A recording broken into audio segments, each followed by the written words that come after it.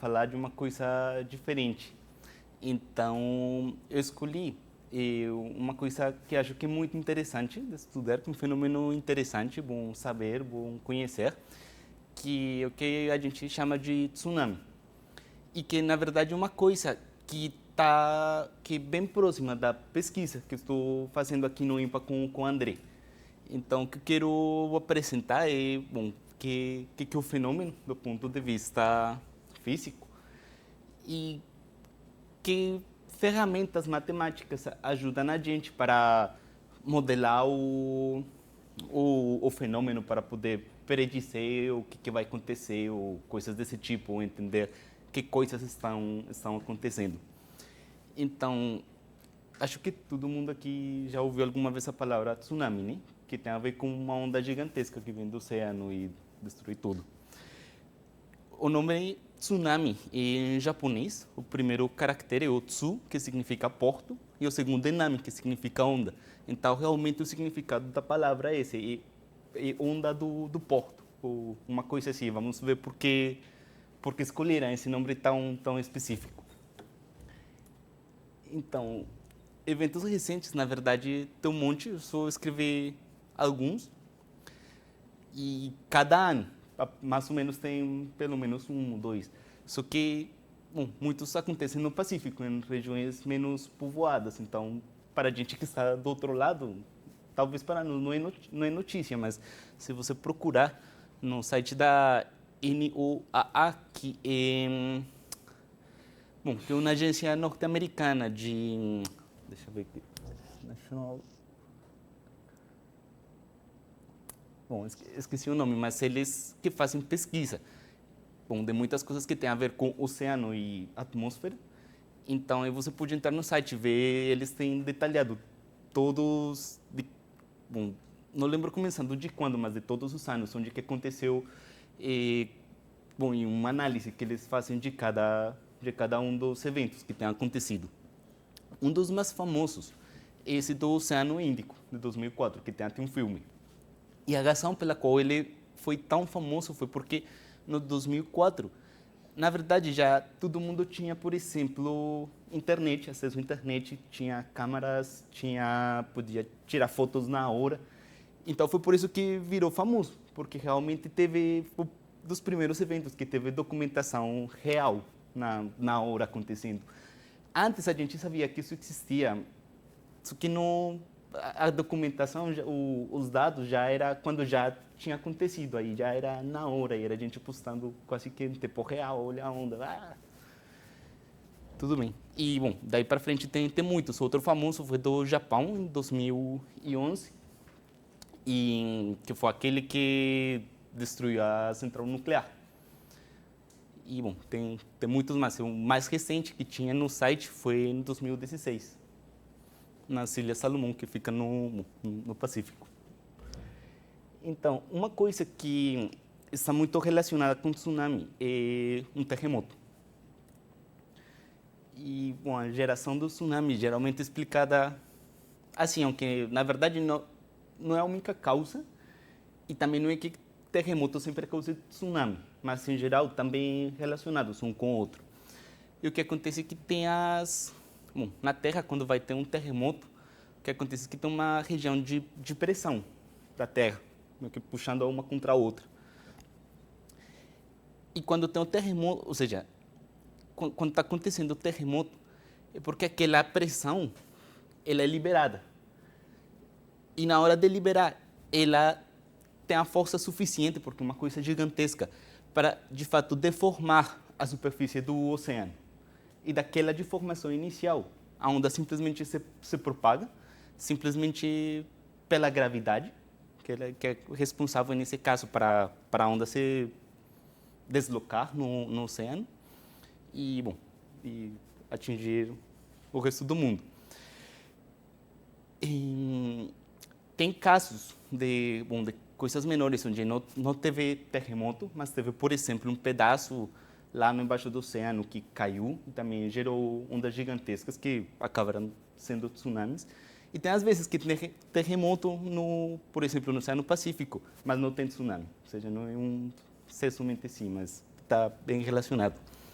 E um dado interessante que eu li uma vez foi que teve uma tentativa por parte dos exércitos dos Estados Unidos para tentar criar um tsunami artificial, para usar tipo uma arma. Então eles tentaram detonar, eu não lembro se foi uma bomba atômica, uma explosão gigantesca. Então eles fizeram detonações na superfície, embaixo da água, para ver se eles conseguiam fazer uma onda desse tipo e controlar uma coisa assim. E não deu certo. Porque, na verdade, o que agora a gente acredita que acontece que não é... Ou seja, é devido a uma deformação de uma região muito, muito grande do oceano, o que gera aquela onda. Não é uma explosão. É simplesmente que uma... Ou seja, essa região aí parece pequena, mas, na verdade, isso tem quilômetros. Isso pode ser do tamanho de um país, uma coisa assim. E, bom, a gente, afortunadamente, ainda não tem como liberar esse tipo de energia com uma bomba. Então, não deu certo, afortunadamente. Então, esse aqui é um dos tsunamis de 2004, dos mais famosos, pessoas primeiros documentados. Aqui tem um mapinha, que aquela faixa azul-vermelha foi o local onde aconteceu o terremoto. E isso é mais ou menos uma pequena aproximação de como foi aquela deformação inicial da superfície. Então, tem o azul, tá tão azul e o vermelho. A altura da deformação é de aproximadamente 1 metro, que é pequeno, realmente, né? Uma coisa assim de alta. O vermelho que é onde aquela região do oceano subiu 1 metro, e azul é que desceu 1 metro também. E essas são umas escalas típicas daquele evento específico. Então, a amplitude total, mais ou menos 2 metros, que é uma coisa pequena, porque 2 metros parece muita coisa, mas olha que são 2 metros espalhados numa região gigantesca, né? Ou seja, aqui é maior que o tamanho de uma cidade, ou seja, uma cidade aí seria um pontinho, então é gigantesco. Se você, por exemplo, estiver num barquinho, aí você não vai perceber que todo o oceano subiu, porque todo o seu ponto de referência subiu com você, não tem como ver. E justamente é uma das características que faz que o tsunami seja perigoso, que dentro do mar é muito difícil saber se tem ou não o tsunami, você não percebe, porque a escala na que acontece a deformação é tão grande que não dá para perceber. E isso aqui são a profundidade, essa é uma profundidade média do oceano nessa região, até, bom, do local do terremoto até a Índia. Essa profundidade aqui de 2 quilômetros é a profundidade desse mar aqui, que é menor, tem uma profundidade menor.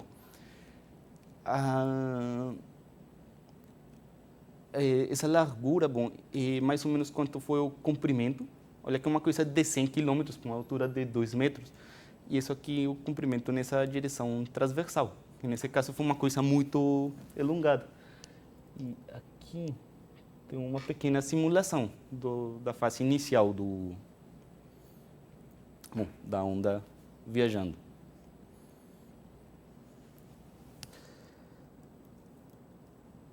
Aqui tem já uma...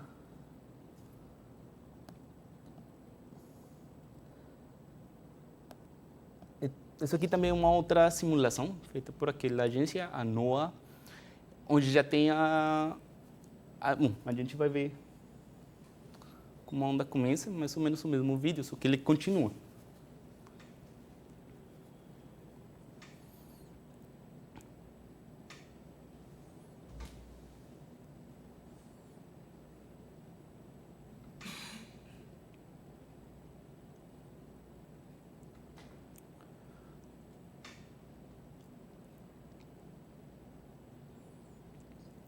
Ele se espalhou pelo oceano e eventualmente acabou. Então, voltando.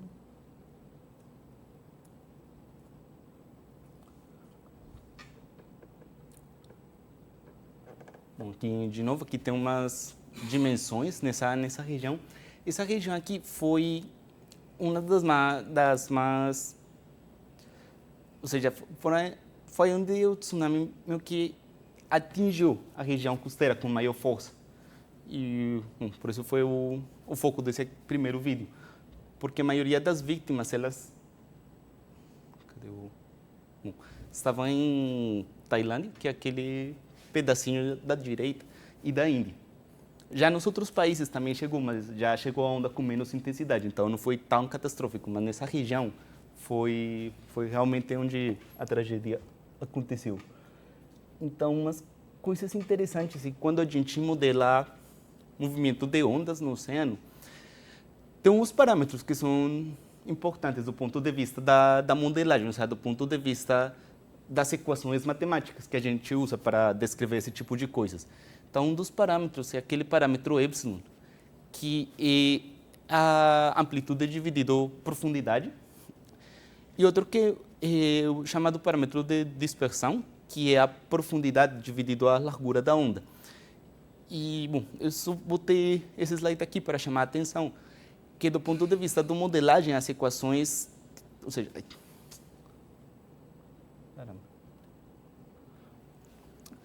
as equações, que bom, não estou dizendo coisas que são as equações, mas nas equações aqueles parâmetros são bem pequenos. Então é por isso que vale a pena pensar talvez em simplificações, porque bom, são parâmetros pequenos, então você pode simplificar pensando nisso. E uma das equações mais simples que a gente tem para estudar esse tipo de coisa é a equação da onda. A equação da onda é uma EDP que parece, que está aí, né? Segunda derivada no tempo, igual menos segunda derivada no espaço igual a zero. Ela também pode ser, existe para dimensões maiores.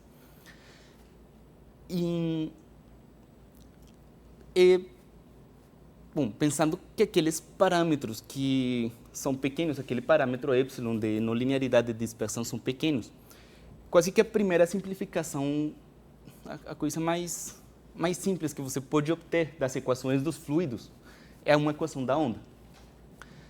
Só que nessa equação da onda, talvez a coisa mais interessante que tem esse c quadrado, que é a velocidade de propagação, ou seja, a velocidade com a qual a onda está deslocando. E que nesse caso é raiz de GH, então G é a gravidade e H é a profundidade. Esse gráfico aí podiam esquecer, mas se você tem em conta que a profundidade era aproximadamente 2 km e o G que é 9,8, não sei o quê, essa velocidade que você tem é aproximadamente a velocidade de um avião. Então, se você olha para... Aqui não.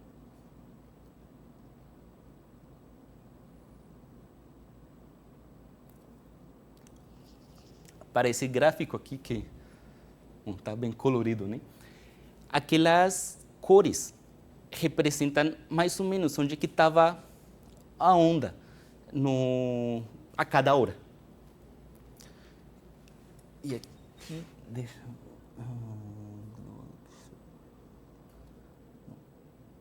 Aqui... Já, aqui vai dar para perceber melhor. Olha aqui o tempo. O terremoto começou nessa região. E olha aqui, mais ou menos aqui na costa do Rio de Janeiro, ele demorou 21 horas para chegar. Que é mais ou menos o que demoraria um voo do Brasil para aquela região do Pacífico. Ou seja, é uma onda gigantesca, ou seja, as escalas da onda são gigantescas e também a velocidade também é gigantesca. Então, pensando naquele dado só da velocidade, você pode pensar que realmente o tempo que demorou, desde que se criou aquela deformação da superfície até ela, por exemplo, atingir a Índia, olha, foi muito rápido, uma coisa de 1 hora, 2 horas. Agora, pode pensar, se tem comunidades isoladas aí, que não tem como chegar alerta, bom, é um problema importante que tem que ser resolvido, porque realmente as comunidades próximas não têm tempo para Você tem que ser uma coisa rápida. É importante dar um aviso rápido, porque não... chega muito rápido a onda.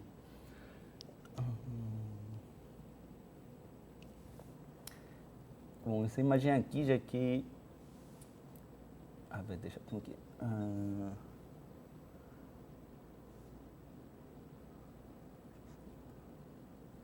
De novo, o tempo que demorou a onda em chegar. Então, isso aqui...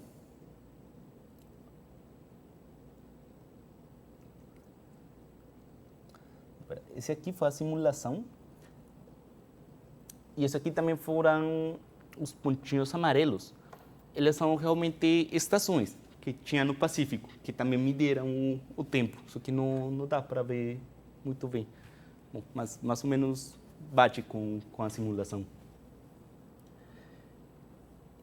Então, voltando para a nossa equação da onda, mesmo sendo a equação mais simples, que realmente já é muito fantasioso pensar que com isso a gente vai conseguir resolver, já pelo menos a gente tem uma dica da velocidade, de uma coisa bem razoável sobre quanto que é.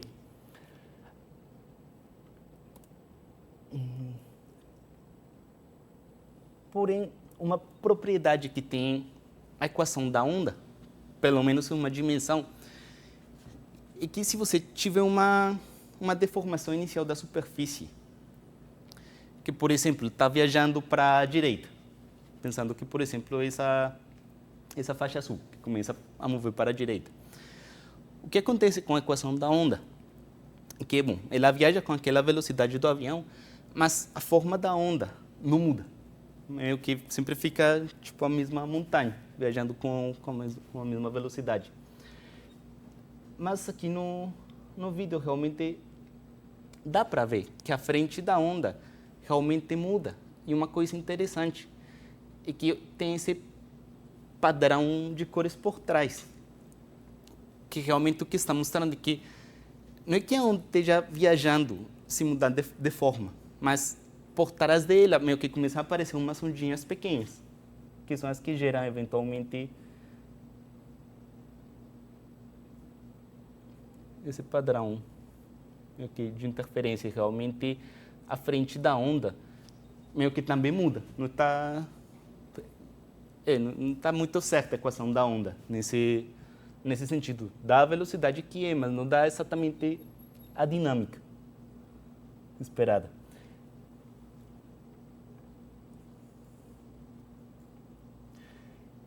E, na verdade, o que acontece é que, voltando para esse parâmetro μ, olha que ele é pequeno, mas ele não é tão pequeno quanto o epsilon. E, realmente, quando você começa a estudar as equações, o fato de ter o parâmetro μ, mesmo pequeno, mas não mantendo o efeito dele, ele gera uma coisa que é conhecida como a dispersão.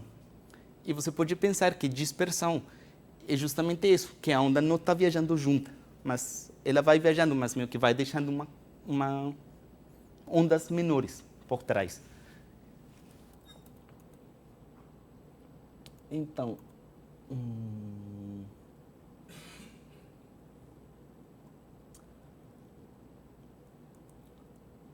tá, bom, a dispersão é uma coisa que tem a ver com transformar de Fourier, mas não vamos entrar nisso. A figura que quero mostrar é essa aqui. Isso foi um resultado de um experimento feito num tanque de água, que eles queriam estudar justamente isso, como que é aquela propagação inicial. Então, o experimento consistia em ter o tanque, e num pedaço do tanque tinha, tipo... Pode imaginar que era tipo um degrau. E o que eles faziam era puxar esse degrau para embaixo, gerando uma deformação da superfície. Por isso que a onda meio que ele tá indo para embaixo, porque na hora que você puxa ela para embaixo, a superfície da onda vai para baixo. E aí eles simplesmente começaram a medir qual era a superfície do tanque no tempo. Então, cada painel em tempos diferentes. E então, o que a gente vê é exatamente isso, que tem uma onda inicial, que seria aquela que vem daquela deformação inicial, mas ela vai gerando aquelas ondinhas pequenas por trás, que é o efeito daquele Mi, que é pequeno, mas bom, é importante para a dinâmica. E olha que também a frente da onda também vai mudando. O que o que originalmente era uma onda pequena, ela vai se espalhando ao longo, bom, nesse caso, ao longo do espaço.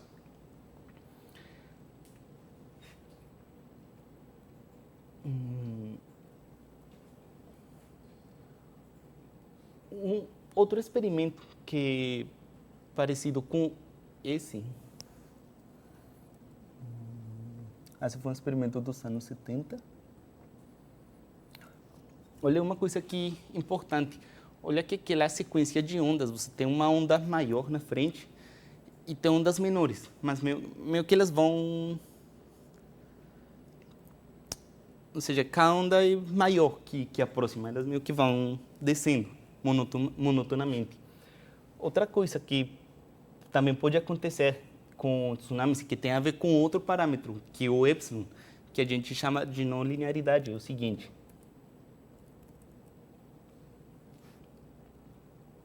Esse é exatamente o mesmo experimento. O que mudou foi a amplitude da onda inicial, que agora é maior. E aquele parâmetro epsilon, ele tem a ver com isso, com quanto é a amplitude da onda, nesse caso da onda inicial. E como ele é uma coisa pequena, olha que nos fases iniciais, meio que a gente tem exatamente a mesma coisa. Tem a onda e ela vai gerando aquelas ondinhas por trás, que é a dispersão.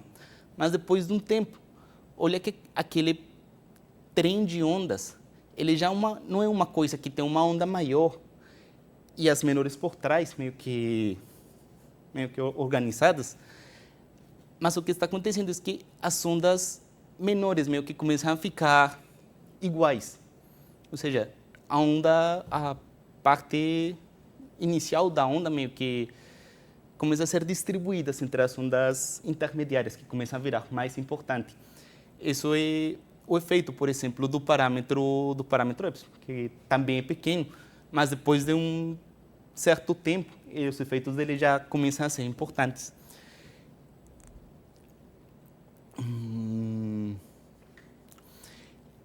E esse comportamento é muito mais importante quando a onda está chegando perto da praia. Porque aquele parâmetro epsilon que é pequeno, que é a amplitude da onda dividida por profundidade, justamente quando você está chegando perto da praia, é meio que aquele parâmetro é maior, porque você está dividindo por um número menor, então fica maior. Então aquele efeito vira mais importante. Então, por isso que também vale a pena considerar esse tipo de equações de onda que tem correções dispersivas, que já é o trem de ondas, e também não lineares. Elas viram importantes na fase final da propagação, quando ele já está cerca da praia. E mesmo ainda sejam coisas muito aparentemente simples, o que acontece é que as equações de verdade da dinâmica dos fluidos são muito complicadas para resolver, mesmo numericamente. E demora muito, requer computação super complicada. Que a ideia de ter esses modelos reduzidos não é exatamente conseguir simular o que está acontecendo na natureza, mas pelo menos conseguir fazer, antes de o tsunami atingir, poder dizer, olha, parece que vai ter um tsunami que vai atingir essa cidade, dar o sinal de alarme, antes do tsunami chegar, poder salvar a população que esteja lá. Outra coisa que é muito importante, mas também ainda é um problema meio que aberto da dinâmica dos fluidos, e isso aqui que estou descrevendo, mais ou menos cobriria desde o momento que o tsunami é gerado, a fase inicial da propagação e meio que a fase final, quando ele já está bem perto da praia. Mas outra coisa importante é quando ele entra, por exemplo, no continente, que é uma coisa que é chamada do run-up, que tem a ver quanto a onda entra dentro da superfície da Terra. Isso, por exemplo, é outro problema interessante.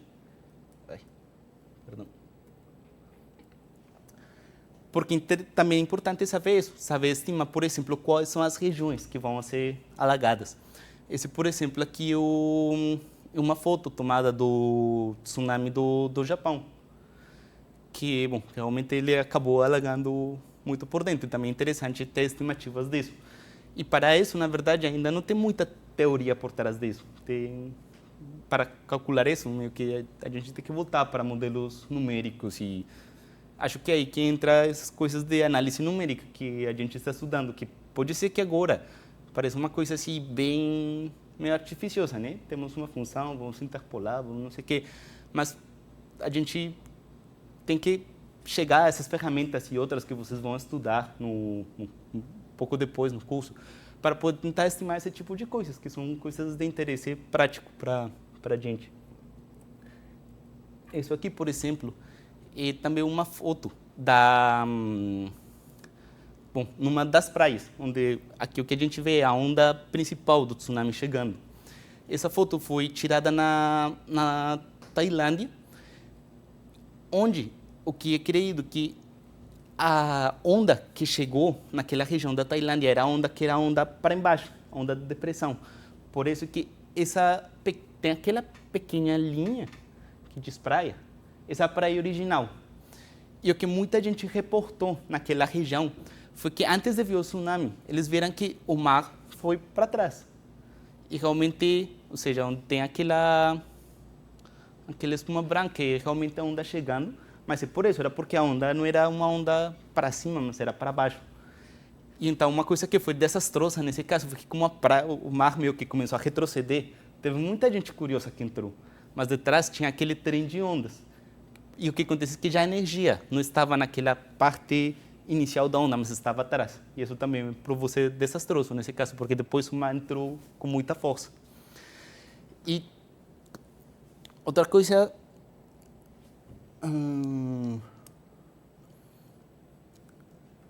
que vale a pena lembrar, que bom, isso aqui é uma foto, mas lembra que essas ondas originalmente vinham com a velocidade do avião. Agora, quando a onda começa a se aproximar para a terra, para a praia, perdão, a interação com a topografia também tem um efeito que frena um pouco a onda. Então, ela não chega na praia com a velocidade do avião, mas ele vinha com aquela velocidade, ela chega rápido. Então, pode pensar que tsunami não é o que mostra nas películas, que é uma onda gigantesca, o cara aí fazendo alguma besteira, não, é mais tipo um jato de água, que um cara meio que abre assim na sua frente. E, por exemplo, quando dizem nos tsunamis que teve uma onda de 5 metros, então tem que pensar que um jato de água de 5 metros, e ele entra assim com força, não é uma onda, não é tipo as ondas da praia, de pegar onda, que é uma onda assim com bico, não é uma coisa que em geral vai um jato de água.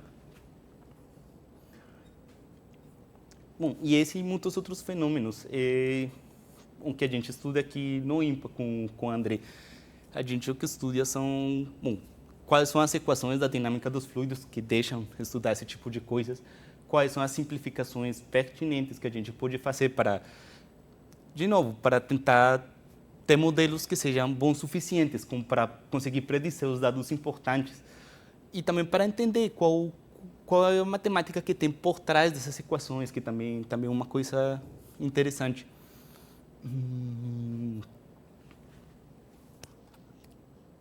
Outra coisa que eu queria mostrar tem, por exemplo, essa foto, bom, tem esse site aqui, que é o site da NOAA Center for Tsunami Research. E aqui eles têm a lista completa de todos os tsunamis desde 1964. E aí você pode, bom, escolher esse que do Oceano Índico, mas tem outros. Então você pode, por exemplo, ir aqui nessa página do evento, e aqui eles têm as simulações, eles, por exemplo, têm, por exemplo, essa foto aqui. Bom, essa figura, na verdade, que, por exemplo, ele está mostrando a amplitude da onda. Não, o que ele está mostrando é o máximo da amplitude, ou seja, a maior amplitude da da superfície do oceano, num tempo de dentro de mais ou menos a primeira hora, desde que aconteceu o terremoto. E essa escala aqui, isso aqui dado em centímetros. Então, aqui perto, bom, ou seja, quando aqui tem, bom, por exemplo, esse aqui, essa região laranja, que tem 200, ou seja, 200 centímetros e 2 metros. Mas olha aqui 2 metros espalhados em toda essa região, que é gigantesca. Não? E tem outro tipo de informação assim interessante. Tem vídeos, tem para alguns tem também os dados experimentais que pegam tem uns dispositivos que botam no oceano para medir a amplitude. Então tem as simulações que eles fizeram, os resultados, essas predições. É uma coisa que achei legal e achei bem completa. Se tem curiosidade, é só entrar aqui nesse site e aí podem. Bom, eles têm tudo super bem explicado. E, bom, não tem no JavaScript, mas teoricamente aí tem um mapa. Então, aí ele tem cada evento, onde que lugar foi que aconteceu e coisas desse tipo. E, bom, gente, isso é tudo por hoje, na verdade. Obrigado.